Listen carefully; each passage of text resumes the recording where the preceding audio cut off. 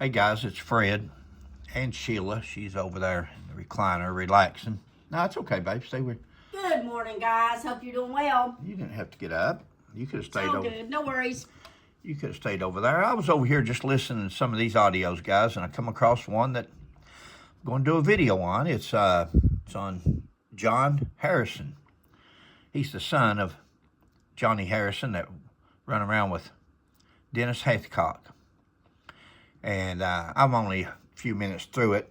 Started running up on some interesting statements, comments. And I thought, well, I'll just go ahead and do a video on it. This is not Detective Parsons. This is a different agent with the TBI and seems to be a lot better interviewer. Seems to have a lot more credit, more credible when you listen to him, and less leading and so forth, at least what I've heard so far. Unless he changes as it goes along, that's more of a pleasure to listen to this interview than it is anything that I've ever heard Mr. Parsons be a part of. So, but you can be the judge of that on your own. Let's go ahead and start the video. And like I do on all these videos, now guys, there's unedited videos out there, which is good. If you want to just go listen to and get your own opinion, you can just go listen straight to the audio, and I'm glad the gentleman, the Bryant Report, is doing that because it makes it easier for people to, without having to listen to me or me and Sheila. Sheila doesn't speak up that much, but I give my opinion. I've got a 40-year career in law enforcement. I've fooled with corrupt politicians, corrupt sheriffs, corrupt prosecutors. I've seen it all.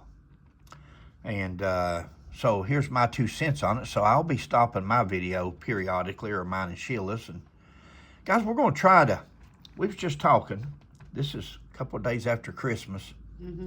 We're going to try to be done with this by January. Hopefully by January the 1st, we'll start a new year out and we'll start off on a different topic. Hopefully we can shake this Buford Pusser deal and move on in life. So here we go, though. This was John Harrison. Today's date is April 10th, 2024 at 5:51 p.m. Special Agent Dusty Parrish, Tennessee Bureau of Investigation, be having an audio recorded interview with Chip Harrison. What's your middle name? My real name is John Orrin Harrison III. All right. John, and how you spell it? O-R-E-N. O-R-E-N. Harrison. Harrison III. The third. Okay. And date of birth for you, please, sir. And this is a good address for you, right? And good phone number for you.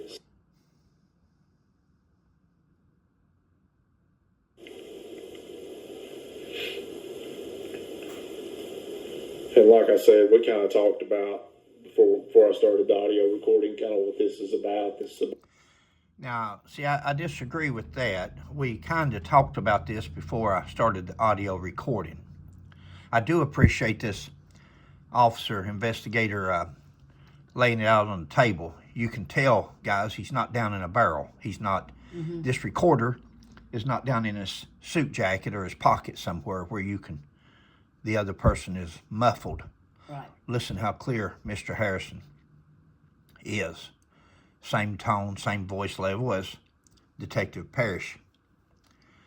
So at least the tape recorder's out laying on the table. He knows he's been taped, just like the 2 women should have known, and Mr. Mullins and all these other people, Mr. Howell. Makes a difference when people knows they're being taped. Makes a difference both ways. You can use it both ways. Sometimes people, if they think they're not being taped, they'll really open up to you. But at the same time, they really don't mind shoveling on the garbage because they're thinking, well, it's just going from me to him. It's never going to go no further. So they'll really shovel it on. Where if you've got that tape recorder out on the table, they're more susceptible to watch what they say to make sure they speak the truth because they know they're being recorded. Now, he said we've already talked some before I started the recorder. That's a no-no. I would have started the recorder at the door. When I was knocking at the door, said I'm approaching the door, I'm knocking the door, and when he opened the door, I said, I'm so-and-so, and I'm taping, and want to talk to you about so-and-so. But not everybody's got the same techniques, but at least he is taping out in the open. Let's go ahead. It's going to be another one of them About the pauses. death of Pauline Pusser. Yes. Where she was murdered on August 12th, 1967. Yes. Your name has been developed through the course of the investigation as somebody that may have some knowledge of what actually occurred. Your name has been developed throughout the investigation. Well, throughout the investigation, you're going to hear two names come up. Dennis Hathcock and especially Mike Elam. That's the one. That's where the names come from. This is Mike Elam's investigation. I'll just let you start from the beginning and just kind of walk me through what you know, Okay. So, growing up here Okay. In Savannah. in Savannah, Hardin County, McNairy County, where my family's from, Buford Pusser was a bit of a legend. Larger than life figure. And I always asked my dad, you know, what he thought, knowing that he had been somewhat involved in the day-to-days in McNairy County. Yeah.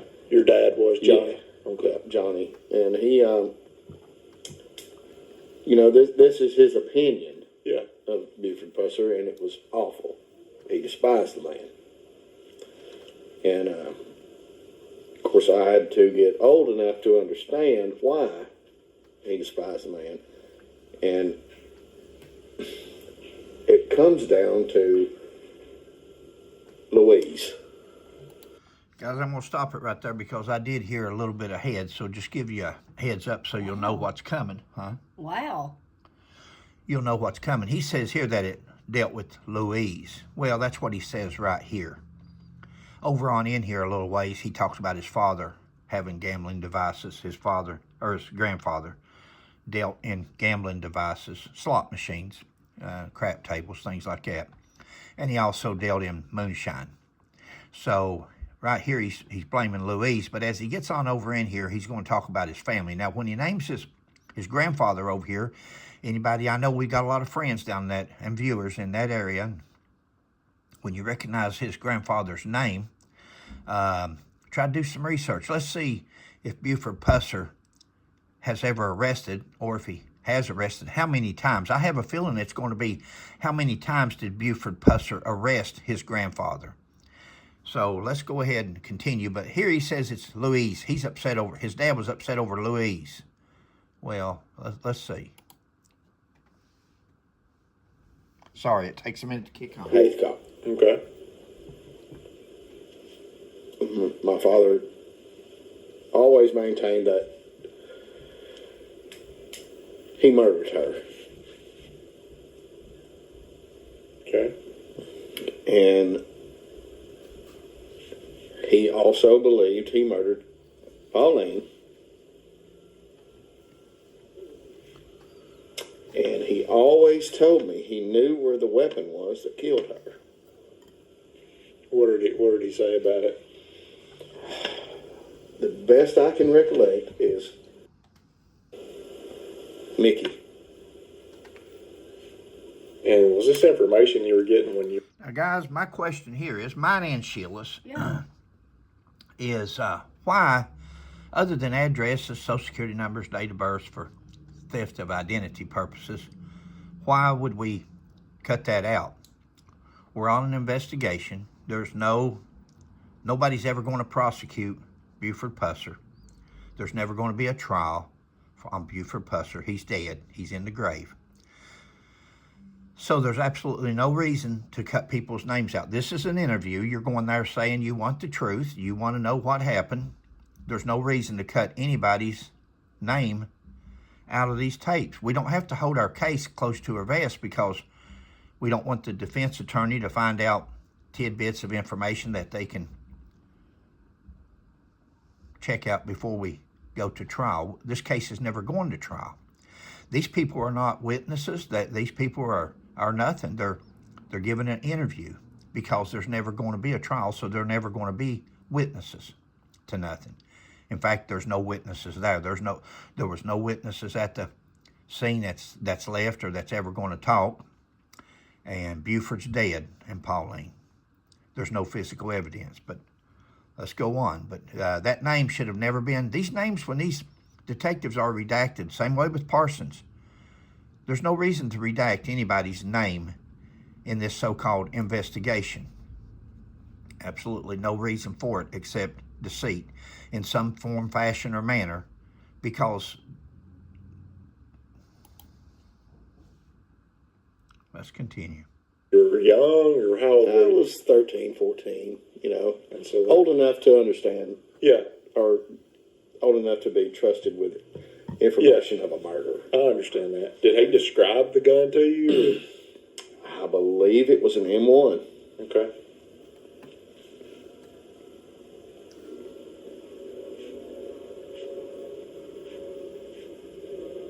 And he always knew where the gun was. He said it was supposed to be destroyed, and it wasn't. And somewhere through all of this, I believe he saw a gun exchange. And he told me he knew it. And my father was a truthful man. Was he there? Now, guys, right there, when you're talking about a gun exchange, and you're talking to somebody that's been watching Mike Elam, you're talking to somebody that's been talking to Dennis Hathcock, you're talking to somebody that's been going over the internet and Facebook and podcasts. That's what you're doing. You're listening to. The gun exchange is something Dennis Hathcock has said that he observed Buford getting a gun out of a car and giving it to somebody, or somebody giving it to him, and so forth like that. Everything involves a trunk of a car and a gun, and it goes in different directions, whether it's from the hospital, according to Mike Elam and Ricky Plunk, to Dennis Hathcock at a gravel pit or somewhere and seeing it.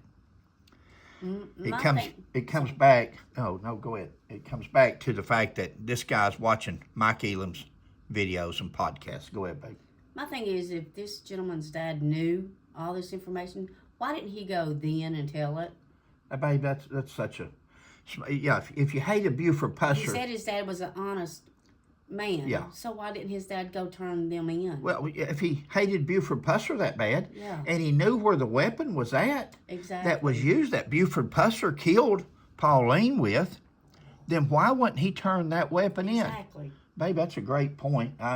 Again, on these investigations, you can get steered in a certain direction, and that's why it's good for different people out there to listen to these tapes and audios. Yeah, if a great point. If the gun belonged to Buford, or Buford got it from somebody to go kill Pauline with, and they know where the gun's been all this time, then why wouldn't they have turned the gun over to somebody and say, here's the gun that Buford used to kill Pauline with. Here it is. Here's the gun that Buford used to shoot his car up with. This is the gun. Here it is. Yeah. Why would you hide the gun, let the gun stay hid all these years if it was not part of an ambush? Because that's the only reason you wouldn't turn the gun in. Right. If the gun was actually used in an ambush and you didn't want to get And the you were ambushers. involved. Yeah. Or- And you were involved, or you didn't want to get the ambushers in trouble. Right. Great point, bud. It'll catch up here in a second. During that time, he was there when the ambush took place, or the murder took place, or Yeah. okay. He was there, and a man sent me a photograph. Now, guys, listen to that, because Wow. Dennis Hathcock says that they had been out chasing Buford around that night, went in about 2:30 that morning. When Buford went home, he says they went home. Yet, Dennis says he was in bed that morning when his grandpa come and got him up. Said he had just got in bed when his grandpa got him up and said, Johnny's on the phone. And Johnny says, hey, Buford's had a shootout, or they've had an ambush or something on New Hope Road. He jumps on his motorcycle and takes off out there. Now, that's what he says. This guy here says that his father was there, was at the murder scene. He saw what happened. Now, changes later on. he says he don't know if the murder took place at the house or out on New Hope Road. But right here he says that his father, which was a truthful man, says that he was at the murder scene. He was out there. A man from Kentucky. Okay. And he purchased the photograph from the Jackson Sun. And it is my father at the murder scene, or ambush Yeah. scene. Let's keep calling it that, because Yeah, I mean, we don't know what, I mean, we're not it's sure. still under investigation. yeah, and he believed it was fake and set up. And Dad's best friend was Dennis Hathcock. Okay. And Louise Hathcock got him alcohol Yeah. at 17. Yeah. And they were all close. Okay. And I had lunch with Dennis a month ago. I wanted to clarify some things and figure out what's going on, because it's a whirlwind Yeah. of conspiracy right now. Yeah. Of course, somewhat like meeting with Dennis and getting our stories together. That's a conspiracy. Anytime two or more people conspire with each other to have a desired goal reached, you conspired. It's a conspiracy, no matter if it's Buford Pusser or this fella and Dennis Hathcock. We met so we could get our stories together because it's a whirlwind right now. That's a conspiracy also. If there was something discussed there that was planned, or a certain direction that we were trying to lead somebody in. I mean, I'm just talking hypothetical. It's just my opinion. Chatted with this guy, so because there's the entity that holds him up as a movie guy, and then there's the real deal. And I always knew that there was a separation, and that my dad hated the guy, despised him, said he's a piece of shit. Notice the real deal. He's either the real deal or people that held him up in the movies. Guys, it's not about the movies. We're discussing evidence that Buford Pusser murdered his wife. Not whether his movie was real, not whether Santa Claus really exists, or the Easter Bunny, or Pinocchio's nose really grew when he told a lie. We're not on these myths. Just let's stick with the evidence. But see, anytime somebody gets to telling an interview, telling a story, Mike Elam's the best at it. He'll get in the middle of a story and he'll run out of something to say, or he'll run out of the story the way it's headed, and it's going to start requiring him to have evidence to prove that what he's been telling all this time, now it's time to prove your point. So what does he do? He says, and the story goes, and he changes the story and redirects to another topic, which is usually, just like this fella just did, the movie. The movie, there's people that really believe in this movie, and there's people that's realist, the real deal. Guys, don't matter if it's the real deal or not. We want real evidence. We want real evidence, not movie. You got anything, babe? No, I agree with you. Yeah. And he killed his wife. And the only thing he couldn't... And he believed, his dad believed, that Buford killed his wife. Isn't it good that we don't have to go through life, guys, that where you can believe, like the Salem witch hunts, where somebody just points their finger and says, I believe she's a witch. Burn her at the stake, guys. This person here believes she's a witch. Let's burn that one at the stake. And that's what they're doing. They're burning Buford Pusser at the stake because my dad believed that Buford killed his wife. My dad believed that this happened. My dad believed that. His dad's dead. His dad's deceased. Like Sheila said earlier, where was his dad for all these years? Where was P.D. Plunk for all these years? Where was Ricky Plunk for all these years that they could have done something instead of waiting half a century later? A half a century, over half of a century later, they're trying to solve a murder case with no evidence because somebody believes, and somebody hated him, and somebody thought he was a POS. My dad thought he was just POS. Yeah. Again, if he felt that way, then why didn't he turn it in after it happened? Yeah. Why didn't he go to the police then and say, "Hey, this is what happened"? Yeah. This is what happened, and here's where the gun's at. Exactly. You put the gun along with him saying that he was at the murder scene. There's you an eyewitness. Yeah. And there's your physical evidence to back up everything you're saying. Exactly. That Buford killed Pauline. That's you can't get no better than that. An eyewitness with physical evidence. And we're 58 years into it, and now everybody's dead. Yep. Well, again, why did they hide a gun if it was the murder weapon and Buford used that weapon? Yeah. That doesn't make sense, guys. It doesn't add up. It'll kick in here in a minute, fellas. Figure out what he told to me is, did he kill her at her home where they lived, or did he kill her at the ambush site? Well, now, he said earlier, this fella said earlier, that his father was at the murder site. His father was at the murder site. He said earlier, that's in the tape, you can go back. Yep. Now we're altering off here to say, well, he didn't know if he killed her at the house or at the ambush site. Well, a while ago, you said that He was there. he was there at the murder scene and saw it and knows where the gun was taken. There was no doubt in my father's mind that he killed her. Okay. Which is opinion. Yeah. No bull. Yeah. Nothing more than an opinion, unless he was actually at the murder site, like this guy had stated earlier. And that was when you were 13 years old. He was telling you that. Yeah. Okay. And throughout. Boy, I don't know, guys. This is a rough part of the country down that area. We're from the mountains of eastern Kentucky. We're up in the hills. We're hillbillies. We're a pretty rough and tough bunch of people up there in the mountains. Hillbillies are. And I'll tell you, I don't know. 13 years old, and Ricky Plunk's dad's giving him a stolen murder weapon, supposedly. That's what Ricky Plunk says. Mm-hmm. Gave him a stolen gun and told him it was a stolen gun at 13 or 11. I think he said he was 11 when the ambush happened, and he was 13 when his dad gave him the gun.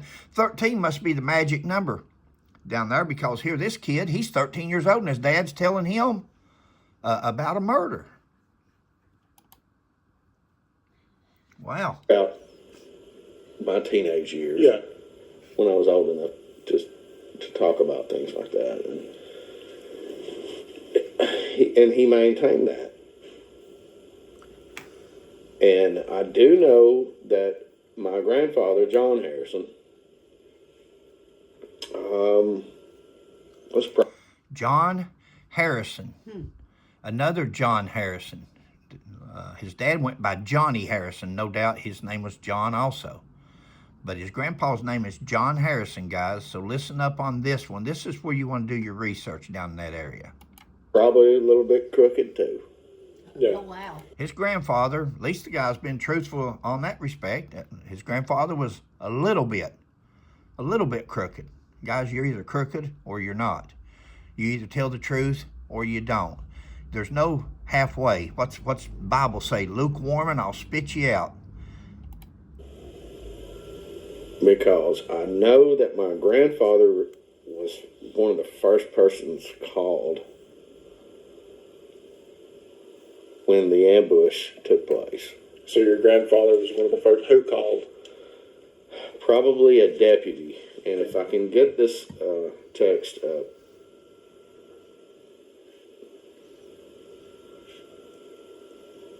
Because my father knew at 6 a.m. Which is super strange. And And that's who called Dennis Haithcock. The story goes. Remember, Dennis tells on that podcast of Mike Elam that he had just got home and got in bed at his grandma and grandpa's house. Dennis was living with his grandma and grandpa. He'd been, the way I understand it, been removed from his parents' house. He'd gotten into some trouble and different things, and he lived with his grandma and grandpa. The more got in bed till Johnny, this fellow's dad, called and said, hey, there'd been an ambush out on New Hope Road. Buford's been shot. What? Dennis said, and Dennis took off on his motorcycle out there.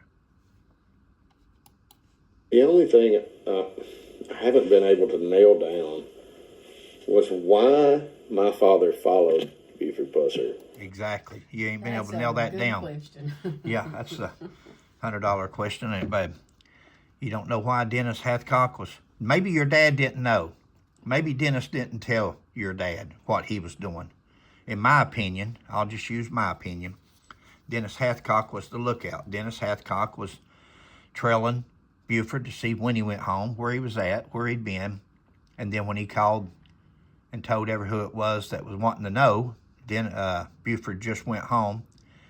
Then that's when the calls started coming in to Carl to come down New Hope and so forth like that. And Carl didn't pass it on, so they finally called Buford directly. So this guy's father very well may not have known what was going on. I kind of doubt it. If him and Dennis, he says him and Dennis was best friends. They were like, well, I don't know. I don't know what their relationship was. I don't know, but let's go on. And Dennis and my father followed him. Yeah, Why were they doing that? yeah. I can't nail that down because I know they did. I think he can. I think the young man can nail it down. Sometimes we don't want to accept the truth or what it looks like. He's not an idiot. You can tell that. He doesn't want to say something that's. But I have a feeling in his heart he knows why Dennis, at least, was following Buford Pusser around. That's just my opinion, guys. I speculate, all that. And I don't know if it was revenge or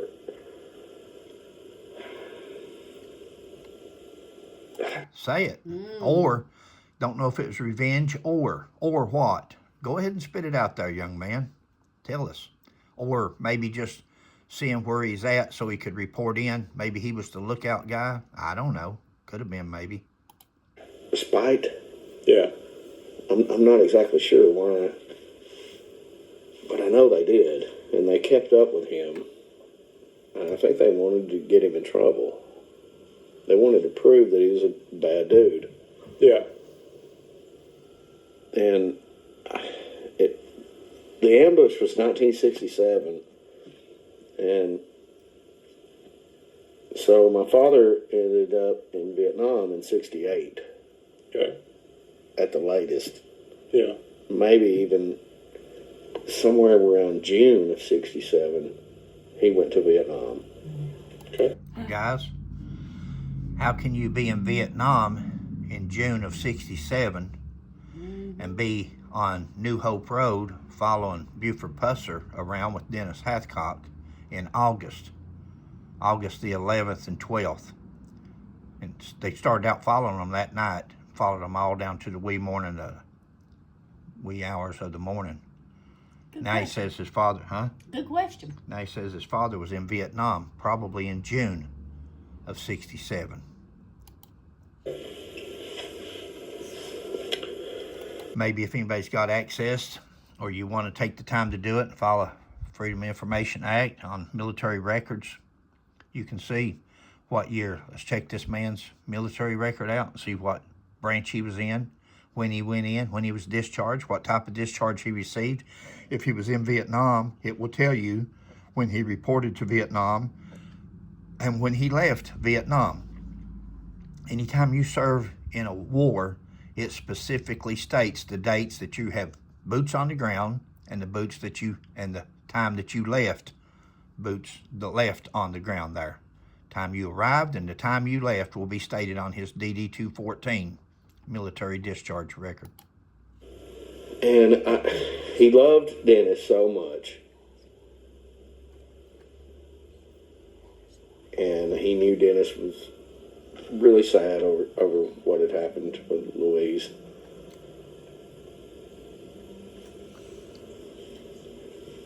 And I feel like they were trying to be justful use. Yeah. But it's rather strange why was Dennis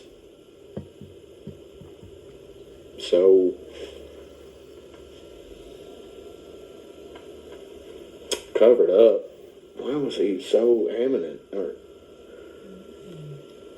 why did he want to follow Buford? Because they followed him to places that he had affairs. Are you aware of that? Aware of his, I have Dennis's activity. Dennis Hathcock Yeah. and his activity. So Dennis was having affairs, or Buford? Buford. Okay. And the boys. Did you know anybody that in particular that he had a? Did your dad ever say anything about that, or Dennis ever say anything to you about that? No. Okay. Well, if you've been on the internet at all, if you've talked to Mike Elam, which you talk about later on, and you've talked to Dennis, that's all they've talked about on their podcast is where he went to and tried to break in her house, and she come to meet him, and all these different stories. One minute, a woman comes to meet Buford, and he runs her off, and then he goes to her house and tries to break in her house. The story goes, as Mike Elam says, none of it makes sense, but if you're up on the internet and you're up on these stories, why not just, But they talked about affairs and having affairs. They just didn't specify who. No. Just a terrible man. And just a terrible man.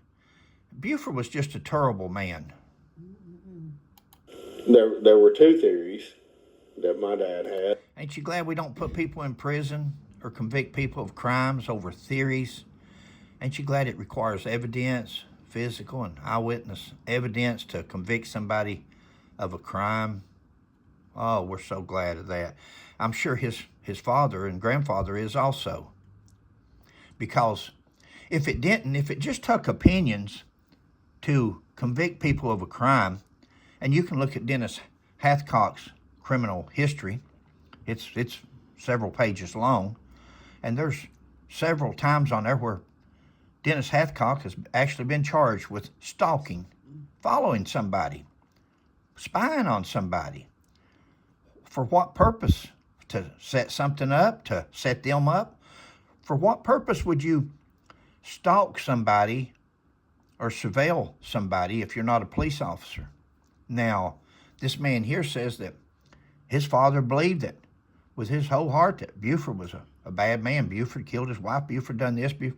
But yet, he's sitting there saying that his father spied on Buford. His father, Johnny, and Dennis Hathcock followed Buford all over the place. Was it for spite? Was it for revenge? Was it for... He doesn't know. Well, I'll tell you what it is. It's stalking.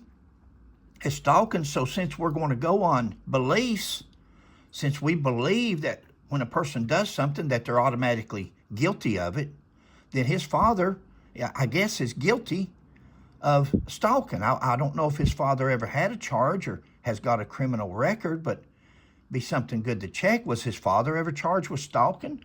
Was his father ever charged with a crime?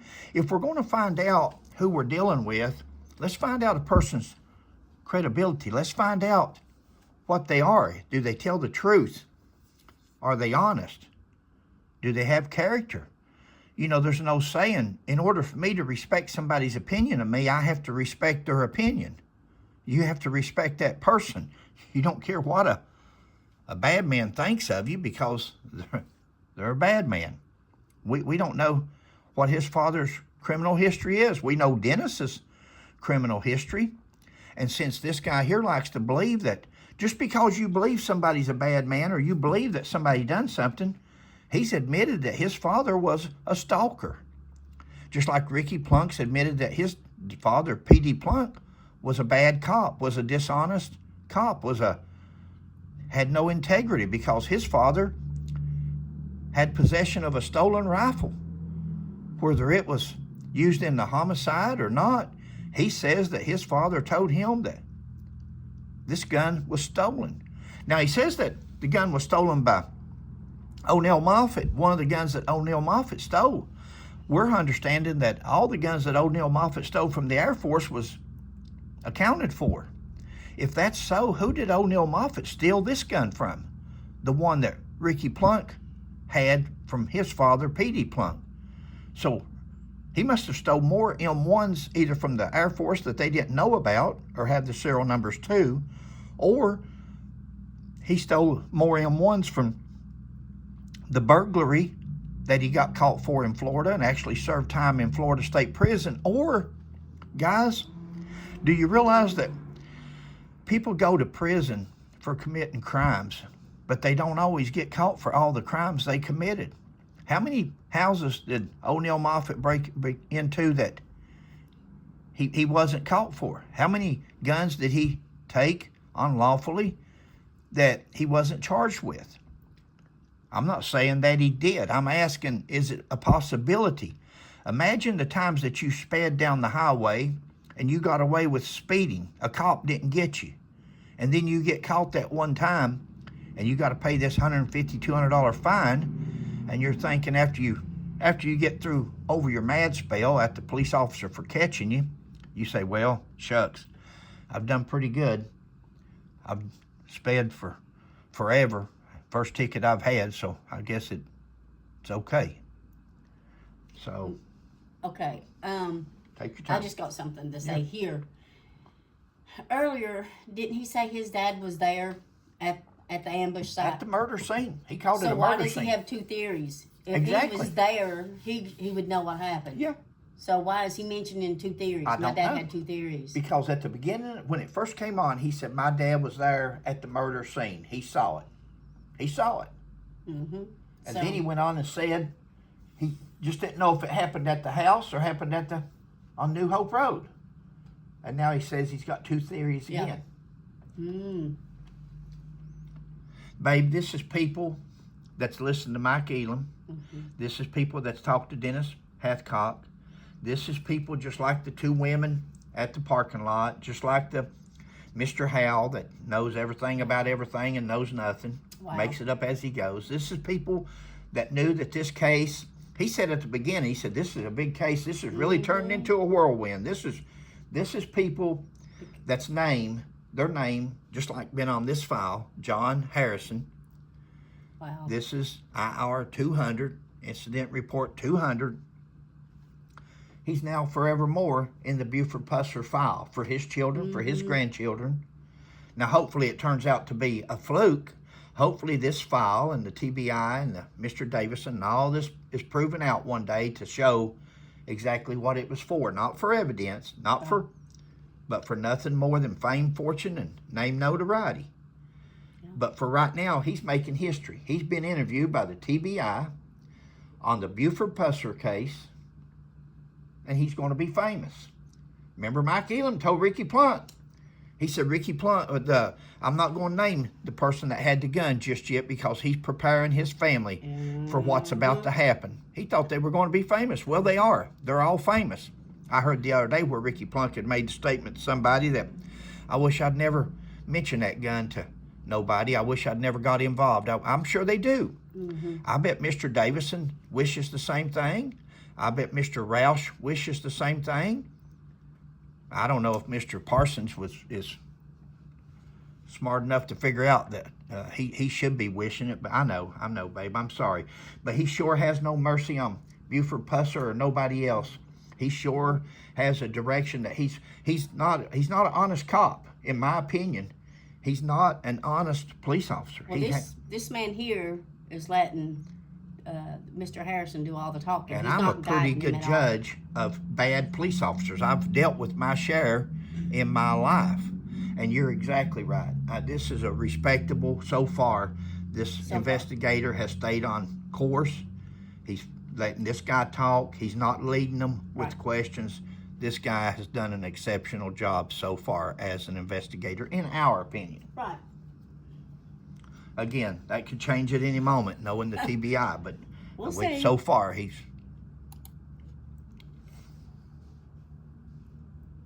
it'll start here in a minute, guys. So, their only theories is that Buford killed his wife at home and then made up the ambush, Thought he said he or witnessed. Buford carried his wife to the ambush, and that was where, Yeah. Yeah, let's just load the wife up and carry her 30 miles down the road and make 2 crime scenes. Let's just do that. Guys, why didn't you just take her to the Tennessee River, throw her over a bridge? Why didn't you take her out there and shoot her and bury her somewhere and say she run off? The story is, Levon, Mike Elam, all these people say, well, she was leaving them anyway. She could have just left and took off to Chicago. He could have said she's met somebody else and run off. Do you all realize how silly it is that you would think that he would drive her 20 to 30 miles away to set up an ambush? Do you even realize how silly that theory sounds? When he could have very well, he's the sheriff of the county, without having to shoot himself in the jaw. She was murdered. Okay. And it was so long ago. And the only thing I'm skeptical about was how detailed Dennis's recounts were. Because I don't know what I did 2 weeks ago sometimes, you know? Yeah. But he knew exactly the time and exactly, which Dennis is a smart guy. Yeah. And they were big pals. Well, I don't know how smart he is. He's got a rap sheet a mile long, so I don't know. A smart criminal doesn't usually get caught doing the things that he's got.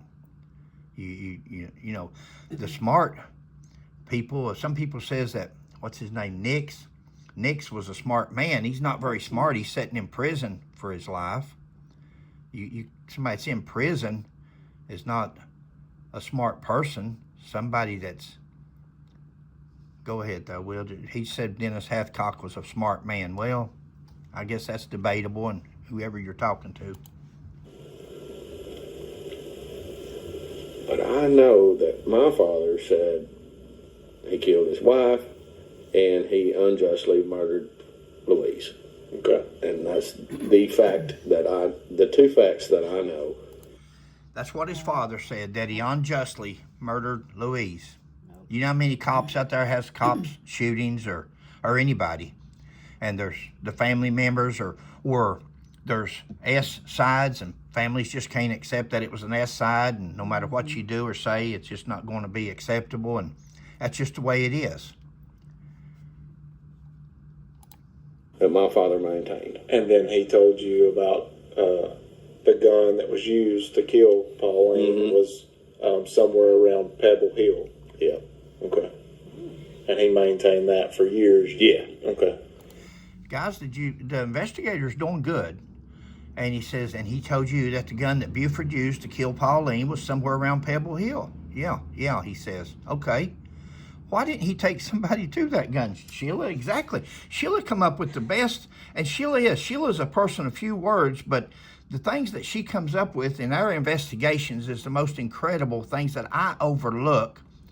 And that's another one of them. That was live here while we were listening to this. She made the statement and said, well, if they know where the murder weapon was and they know Buford done it, then why didn't they turn him in? And they didn't like him as much as they're saying, so they would have ran straight to it, got it, turned it in, and got Buford in trouble. Why was the gun hid, and why did the gun stay hid all that time if Buford Pusser's the one that used the gun? That would be the... It's so simple that I keep harping on it, but let me get off of it because it's great. And you described it as like an M1 McGarren. Yeah, okay. Well, yeah, it'd be Springfield. Yeah. I know M1 what Garand. you're talking about. Yeah. Common Yeah. assault rifle of the era. Yeah. The bad boy. Yeah. Now, the bad boy was a Thompson 45 of that era, a Thompson machine gun, a bar, the Browning automatic rifle, the big rifle like Bonnie and Clyde carried, or like the highwaymen used on the side of the road during the ambush when they killed Bonnie and Clyde. That's what they had, was the bar, the Browning automatic rifle. Of course, Pretty Boy Floyd and all those people, they had the 45 submachine gun, Thompsons. So M1 was more of a military rifle. That was their AR. Yeah. And did he say who was supposed? I'm sorry, but their AR would have been the Thompson 45 or the Bar during that day, during that time frame. In my opinion, I could be wrong. There's a lot more smarter people out there than me on weaponry of that period in time. But the way I remember it, I remember in my younger days, a Thompson 45 was in the 60s was just a gun to have. Supposed to destroy that? Was that anybody in particular, or was that a deputy? I think it was a deputy, and if I can. That was almost a leading question there, was who was supposed to destroy that weapon? Was it a deputy?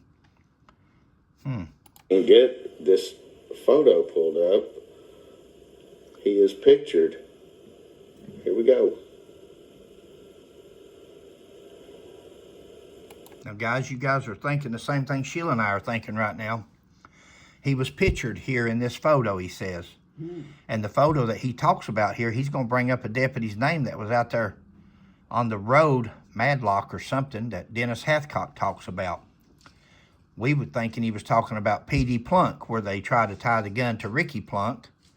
But you're going to hear what he says here in a minute, but it's not what you're thinking. If you'd like to Yeah. look over that. Yeah. And who am I looking at here? So, supposedly this is my father. This is your father? Supposedly. Okay. And I have my reservations about this photo as well. Okay. So you don't believe that to be your father? I don't know 100%, but I never seen my father with sunglasses. Yeah. Guys, is there any of you out there that has seen pictures of your moms and dads when they first got married, or they were doing different things in life as you was a kid, and you're sitting on their lap, or they're pulling you in a wagon or pushing you on a tricycle or anything throughout life? Could you see a picture of your mother or father in their younger years when you was a child and not recognize them? Now, I appreciate the way that he's trying to be truthful. He doesn't want to say, yeah, that's my dad. And he doesn't want to go against Dennis and say that it's not his father. But, guys, that's not his dad. He's trying to tell it in a nice way. This is my opinion. He's trying to say it in a nice way, but that's not his father. I don't know how much plainer he could put it. And is that Dennis? No, that is a deputy, Okay. which is detailed in the description. Okay.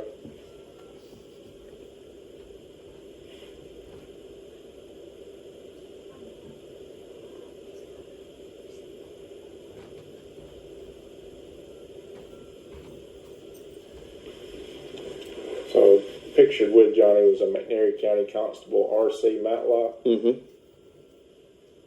So he examined small trees that were hit with rifle rounds. Yep. So did your father ever say anything about being there, or did he ever see some photo like that? No, he never knew this photo existed. Okay. Guys, most of these photos was in the newspaper back then. Especially, I don't know what year his father passed away, but up to the point of maybe somebody can go to Find a Grave and see what year his father passed away and post it in the comments. Sheila and I are working on so many different things and directions here that it's hard to do all of it, but some of you may want to look and see when his father died. What year did his father die in, and how much publicity had Buford Pusser received, especially after 1974, after his death and so forth like that. But these photos have been out there for years. These photos, a lot of them are in people's books, 12th of August and Morris's books and so forth. And this was a time when there wasn't the internet. And do you have old pictures of your father to compare them to, that, like, to see if it resembled him, or? I just don't see my dad without his specs. Yeah. So he always wore glasses? Yes. Okay. And that's fine. That may not. I mean, I'm just saying it may not be. Guys, you could look at the physical stature of the guy. Was his father a heavy-set fellow? Was his father a skinny fellow? Was his father a muscular? There's other factors you can look at that you would recognize, in my opinion. I could be wrong. I'm just trying to. I honestly, I don't think that's him. Okay. I think this is misinformation. And see, I can respect that, and that's what I was thinking, because you would recognize if this was your father, this from a child on up, you would just recognize a photograph of a person's father, no matter at what age. When you've gone back through baby books and different things and seen pictures of your family as you grew up. So that shoots Dennis Hathcock's story in the foot that's Johnny with him looking into that car, if that's the picture they're looking at, and I assume that it is. Yeah, and we appreciate that, because sometimes when we're looking at cases like these, we just have to take kind of information, kind of like what you were told, because we take these cases because this is a case that's still open at TBI. It's because it was never properly closed out. So we're looking at these cases. They continue to go on. We investigate cases like this all the time. Yeah, and a lot of times it's talking to family members, and we're able. Well, I'm sorry. We're talking about this case because Mike Elam has brought it to the TBI's attention, and he's told everybody that he's going to take his book and turn it into a movie, and this is going to be some famous people. That's what opened this case back up. This was not a 58-year-old cold case with at least two missing children in that part of Tennessee that we're not even looking for or trying to solve the case, but we can reopen a 58-year-old case because it's Buford Pusser. If this was a regular John Doe, guys, you'd never seen this case reopened. This man's got some fame to his name. Able to actually track down evidence by talking to them, because they say, hey, my dad said, we could go here, and so this Pebble Hill may be something that assists me, further. That's what I'm saying. So we take little nuggets, because a lot of people think it's like it's a waste of time. A lot of people look at it like that, but everybody deserves justice. Guys, this is one of the most interesting. You all may not think so, but I'm telling you, Sheila came up with earlier, and I don't want to beat a dead horse, but can you understand? He keeps bringing up Pebble Hill where the gun's at. He keeps bringing up where the gun was hit at. Guys, if his father knew where that gun was, and that gun was the gun that Buford Pusser used to kill his wife, why is that gun still hid? Why has that gun never been turned in while his dad was alive? His dad hated Buford Pusser. Why wouldn't he took off running? Or why didn't Dennis Hathcock take off running with that gun to law enforcement and say, here's the gun, here's where Buford hid the gun, here's who had the gun? The gun was hid, the gun was concealed because it was used in an ambush, and they didn't want it to come back to the person that owned it, or it's the most. I agree. I don't want to be the dead No matter horse. how long the time has gone. So And then this happened at a time before the TBI actually existed. Yeah. If I'm correct. Yeah. It actually Tennessee Bureau of Identification. That was in the 1940s, but we weren't the Tennessee Bureau of Investigation till the 1980s. So there's some. It's kind of different roles there. Yeah. It's kind of finding their identity, I guess you could say, back then. So, and technology's changed so much. Some of these cold cases, we're able to submit stuff and come back with very good findings, because technology is so much more advanced than it was back in when I was growing up, like in the 90s. It's so much better today than it was then. It continues to get better. Yeah. And I always thought, if my dad just hated this guy so much, said he was terrible, and then they have a festival for him in Addisville, and then there's Guys, there's your yin and yang right there. His dad And you're going to hear in a minute his grandpa hated Buford Pusser so much. But his grandpa was involved in illegal activity, gambling devices, moonshine. But yet they have a festival for him. Yin and yang, guys. You got the bad guys, you've got the good guys. You've got the lawbreakers, you've got the law abiders. The law abiders appreciated Sheriff Buford Pusser because he kept crime down. He was a crime fighter. He was the Batman of McNairy County. The bad guys, the criminals, the criminal element hated Buford Pusser because he was putting them in jail. He was destroying their gambling devices, destroying their moonshine steals. He said it. He said it in his own. You have the festival, the people that's praising him, and you had his dad that hated him. Well, what side of the law was his dad on? What side of the law was his grandpa on? May answer your question for you. Give it a minute. So many people whose finances rely on that festival. Yeah, right. So it's clouded. Yeah. And they're really, really afraid of the truth right now. Yeah. What is the truth, sir? What is the truth? We're not afraid of it. We're not Buford Pusser fans. We want the truth. They're afraid of the truth. I wish we had some truth, because if we did, we could have a life right now instead of fooling around with this Buford Pusser stuff. The truth is, there is no physical evidence that proves that Buford Pusser done anything. And there is no eyewitnesses that says Buford Pusser done anything. Do we believe a couple of people out in the parking lot, a third party at 4 o'clock in the morning when Buford didn't leave his house till 5? You said earlier that your father knew about this at 6 o'clock in the morning. That's very possible, because him and Dennis had been out following Buford that night.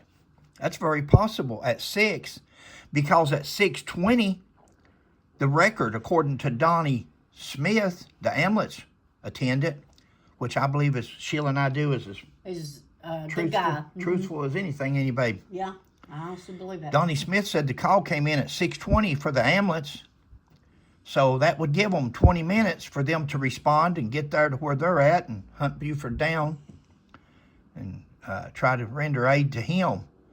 But for these women to say that Buford was out, their grandmother and their mother or aunt or whoever who it is was out in the parking lot in 2 different vehicles at 4 o'clock in the morning, 4:30 in the morning, when Buford and Pauline didn't even leave until 5 o'clock. He didn't even get the second call till 5 o'clock. So what you're saying is probable as far as the timing.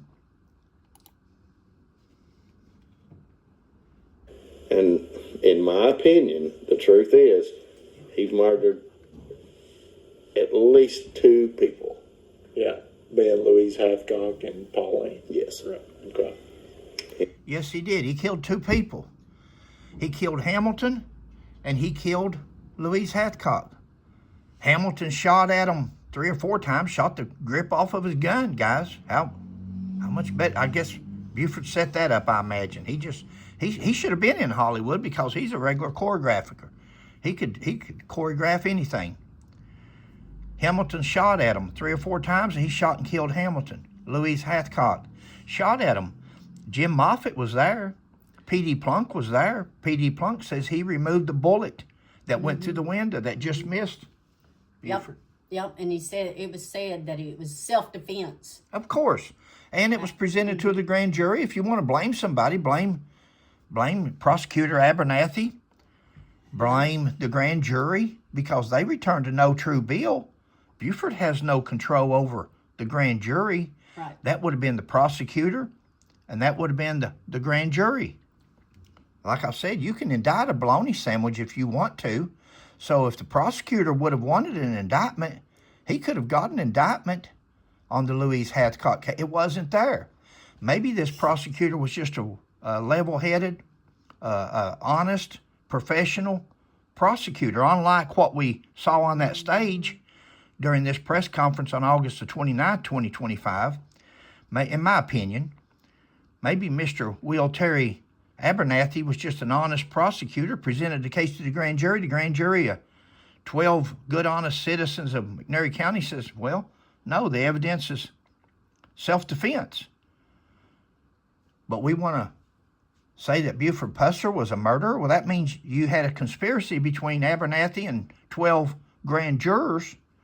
How'd you get all 12 grand jurors to conspire to let Buford Pusser get away with murdering Louise Hathcock? It's opinion, guys. His father had an opinion. His father didn't like And Buford. from what I've seen on the autopsy of Louise, she was shot in the back. Guys, police officers can shoot you. They can shoot fleeing felons. They can shoot many times as they want to shoot. Once they start shooting, if you're justified in shooting a person one time, you're justified in shooting them 15. You're justified in shooting until the threat is over. We don't know if it spun her around. We don't know if that autopsy's real. Exactly. We still haven't never been sent to tell us where Sheila and I can go to McNairy County, we can go to Tennessee Vital Statistics, we can go to Salmner, we can go to... Where did anybody get that autopsy from? With a seal on it. We don't want somebody to say, here, I'll send you a copy of the autopsy. Well, we can get that. It's all over the internet. Right. You can get Louise's so-called autopsy right off the internet. That's not what we want, what somebody's downloaded to the internet. We want to be able to go to the McNairy County Coroner's office, clerk's office, somewhere where we can get a seal put on it, where it come out of their office, where it's been filed there since 1966, and that's where we got it. Not something that people can say, this is Louise's autopsy, this is Louise's diagram, this is... As of right now, we haven't seen that other than Mike Elam and Barbara Bivens. Mm-hmm. Bivens. I don't care how it's pronounced. I know what you're saying, but everybody wants to... They know who I'm talking about. Yeah, okay. They know who I'm talking about.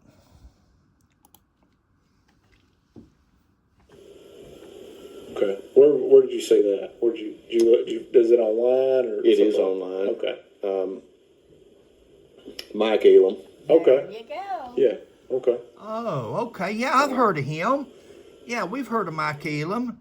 Wow, so he saw the report from Mike Elam. Best we know, guys, that, the autopsy report, the so-called statement from Jim Moffitt, somebody typed up with a 1960s typewriter, the so-called statement of Warren Jones or Buford Pusser, written in third party.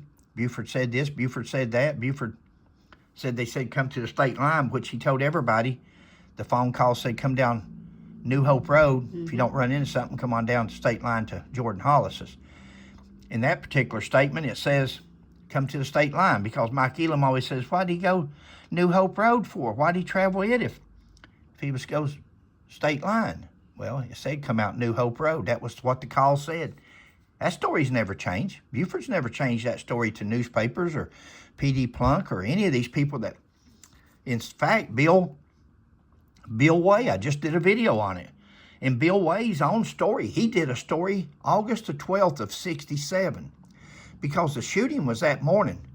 I don't know what time. Back home, it was usually about 10:30. You had to have your news in at 10:30 because it went to the press at 10:30. If it wasn't in there by then, you had to wait till the following day.